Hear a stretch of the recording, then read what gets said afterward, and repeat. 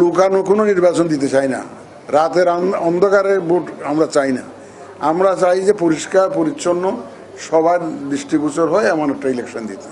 আমাদের সম্পর্কে যখন আপনারা কোনো কিছু প্রচার বা অপপ্রচার যখন শুনবেন, দয়া করে একটু ফ্যাক্টসটা চেক করে নেবেন।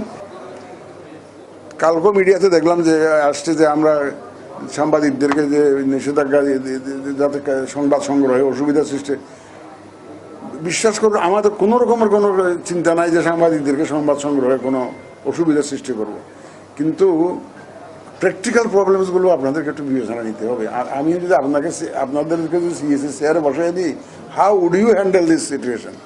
আমাদের সব কেন্দ্রগুলো একই সাইজের না, একই রকমের রুম নাই, কোনোটাতে বড় রুম আছে, কোনোটাতে ছোটো রুম আছে। এখন পুলিং বুথ যখন করব, যে ভোটারদের জন্য যখন বুথগুলো যে পর্দা দিয়ে যখন বুথ সিল মারার জন্য করব, এই রুমের মধ্যে দেখবেন যে ওই আমার পুলিং অফিসার থাকবে। এখন ক্যান্ডিডেট যদি 5 জন থাকে বা 6 জন থাকে, এবার তো বলা যায় না 10 জনও দাঁড়া যেতে পারে, তাহলে তো তার তো ওনার তো এজেন্ট থাকবে এক একজন করে। আমার অবজারভাররা থাকবে, লোকাল অবজারভাররা থাকবে, ফরেন অবজারভাররা থাকবে। এখন যদি এই যে দেখেন সাংবাদিক ভাইয়েরা এখন একসাথে যদি অর্ধেক জায়গায় যদি ঢুকে যান, তাহলে আমার ভোট দিতে পারবে? সুতরাং এই জন্যই আমরা বলছি যে আমরা তো কার্ড দিব, ক্রেডিশন কার্ড দিব। কার্ড দেওয়া মানে you are licensed by the election commission, কেউ আপনার এন্ট্রি ঠেকাইতে পারবে না। কিন্তু depending on the practical situation, on the ground situation, যেটা প্রিসাইডিং অফিসার জানেন যে তার রুমটা কত বড়, কতজন লোক এখানে ঢুকাইলে মানুষের ভোট দানে অসুবিধা হবে না, এটা প্রিসাইডিং অফিসার যিনি দায়িত্ব থাকবেন উনি জানেন। এই জন্য আমরা বলছি যে অনুমতি তো আমরা দিব, যে সাংবাদিকদেরকে কার্ড যখন দিব অনুমতি তো ইলেকশন কমিশন দিবে।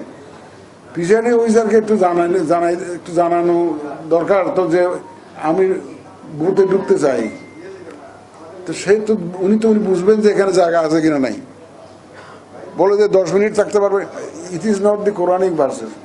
এই যে 10 মিনিট কোনো জায়গায় যদি স্পেস থাকে, কোনো অসুবিধা না হয়, you will allow for longer time, এটা কোনো অসুবিধা নাই। বাট ঢুকার বা কেন্দ্রে যাওয়ার মধ্যে যারা আমাদের কার্ডধারী যারা থাকবেন তাদের জন্য তো কোনো অবারিতদার, আমরা সেইভাবে সব সংশ্লিষ্ট সবাইকে সেইভাবে নির্দেশনা দিব, একদম সেইভাবেই দিব। এখন ওই যে অবৈধ অস্ত্র, আমরা কিন্তু একটা জিনিস ধরে রাখেন, আমাদের নিয়তের মধ্যে কোনো গলদ নাই। আমরা অতি স্বচ্ছ একটা নির্বাচন চাই।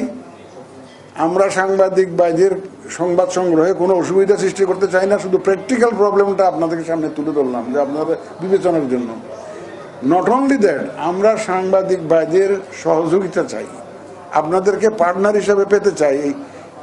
আমাদের যেমন দায়িত্ব আছে সিইসি হিসাবে, আমার দায়িত্ব খুব বেশি, আপনাদেরও দায়িত্ব ডেফিনেটলি আছে যে একটা দেশের জন্য যাতে সুন্দর একটা গণতন্ত্র পথে, এই যে গণতন্ত্রের যে অগ্রযাত্রা শুরু হলো, এখানেও অবদান রাখার যে শুধু এখানেও আপনাদেরকে ইনভলভ হতে হবে। আপনিও তো এই দেশের নাগরিক, আমরা সবাই এই দেশের নাগরিক হিসাবেও তো আমাদের দায়িত্ব আছে। আপনি যেমন সাংবাদিক হিসাবে দায়িত্ব আছে, নাগরিক হিসাবেও একটা দায়িত্ব আছে। আমি যেমন সিইসি হিসাবে দায়িত্ব আছে, আমার নাগরিক হিসাবেও তো দায়িত্ব আছে। সবার কিন্তু একই রকম জিনিস। সবাই, it's a national election, national responsibility, সবাইকে মিলেই এটা কিন্তু আমাকে মোকাবেলা করতে হবে। আমি আপনাদের সহযোগিতা খুবই কামনা করি এবং আপনাদেরকে সাথে পেতে চাই। এই যে রং ইনফরমেশন যে দেয়, আপনারা দয়া করে একটু আপনাদের মিডিয়াতে আপনি এই জিনিসটা দেখবেন যে বিশেষ করে সোশ্যাল মিডিয়াতে জিনিসটা হয়। যারা মেইন স্ট্রিম মিডিয়াতে তো কিছু নিয়ম কানুন আছে, লাইসেন্স লাগে, মিনিস্ট্রি অফ ইনফরমেশনের অনুমোদন লাগে, কিছু নিয়ম কানুন আছে। এখন আমার যদি মোবাইল একটা থাকে, আমি নিজেকে স্বঘোষিত সাংবাদিক, নিজে সাংবাদিক হয়ে গেলাম, একটা দিলাম, ও কেন্দ্রে মারামারি হইতেছে, একটা লাগাই দিলাম বানাইয়া, তারপরে একটা সবাই নিয়ে একটা সিচুয়েশন ক্রিয়েট করলাম। এই জিনিস যাতে না হয়, আপনারা দয়া করে আমাদের পক্ষে ওই মেসেজটা দিবেন যে কোনো ঘটনার যদি এ ধরনের অঘটনার দুর্ঘটনা যদি দেখেন আপনারা রিপোর্ট হয়, দয়া করে ফ্যাক্ট চেকিং না করে, এই সত্য মিথ্যা যাচাই না করে যাতে কেউ এটা শেয়ার না করে। শেয়ার করার আগে নিশ্চিত হইতে হবে এই ঘটনাটা সঠিক কিনা। এই প্রচারণাটা আপনারা একটু দয়া করে করবেন।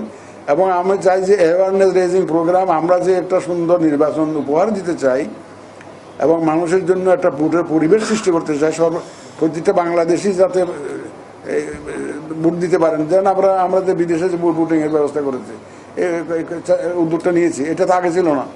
এখন আমরা এই ক্রিটিক্যাল সিচুয়েশনে এই যে এডিশনাল একটা রেসপন্সিবিলিটি আমরা নিলাম, যে প্রবাসী আমাদের বাংলাদেশি যারা আছে, প্রবাসে যারা থাকেন, আমি প্রবাসী বাংলাদেশি বলতে চাই না, প্রবাসে থাকা বাংলাদেশি আর কি, যারা যারা আছে তাদের জন্য একটা ভোটের একটা ব্যালটের ব্যবস্থা, পোস্টাল ব্যালটের ব্যবস্থা করেছে। এই যে যারা ভোট রিটার্নিং অফিসার তো নিজেই তো ভোট দিতে পারে না, প্রিসাইডিং অফিসার নিজেই ভোট দিতে পারে না, তো এটা কেমন, উনি ভোট কালেক্ট করবেন নিজে ভোট দিতে পারবেন না, এটা কেমন হয় এটা। কিন্তু আমরা এই ব্যর্থ ইনশাল্লাহ সেই ব্যবস্থা করতেছি পোস্টাল ব্যালটের। তো অনেকগুলো নতুন উদ্যোগ আমরা নিয়েছি। এবং আমাদের সম্পর্কে যখন আপনারা কোনো কিছু প্রচার বা অপপ্রচার যখন শুনবেন, দয়া করে একটু ফ্যাক্টসটা চেক করে নেবেন। আমরা একটা ফ্যাক্টস সেন্ট্রাল একটা কোড সেল খুলতেছি আমরা, যেখান থেকে কারেক্ট ইনফরমেশন পাওয়া যাবে। আমাদের এটা হেড অফিসে থাকবে।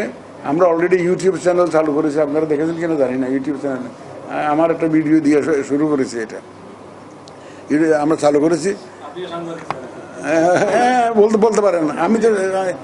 আমি বাংলাদেশের তথ্য সচিব ছিলাম 1 বছর, বাংলাদেশের 2004 সালে তথ্য সচিব ছিলাম। সুতরাং আমি সাংবাদিকতারই বিরাট অংশ বলতে পারেন।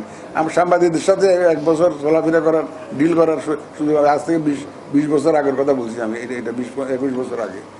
সুতরাং সাংবাদিকদের সাথে আমার উঠা বসা তো অনেক পুরনো। তো শুধু আপনাদের কোঅপারেশন চাইবেও, যে মানুষ যাতে যে কোনো একটা ইনফরমেশন পাইলে, খারাপ যদি কিছু পায়, ফ্যাক্টসটা চেক করে নেবে, একটা চেক করে নিয়ে যদি সত্য হয় তাইলে প্রচার করবে, শেয়ার করবে, আমাদের কোনো আপত্তি নেই। এখন যেটা তথ্যভিত্তিক নয়, যা তথ্যভিত্তিক নয়, সেই জিনিসটা শেয়ার করলে তো এটা একটা কোনো অসুবিধা হয়। সুতরাং এইটা একটা আপনাদের কোঅপারেশন চাইব এটা। তারপরে একটা প্রতীকের বিষয় আসছে।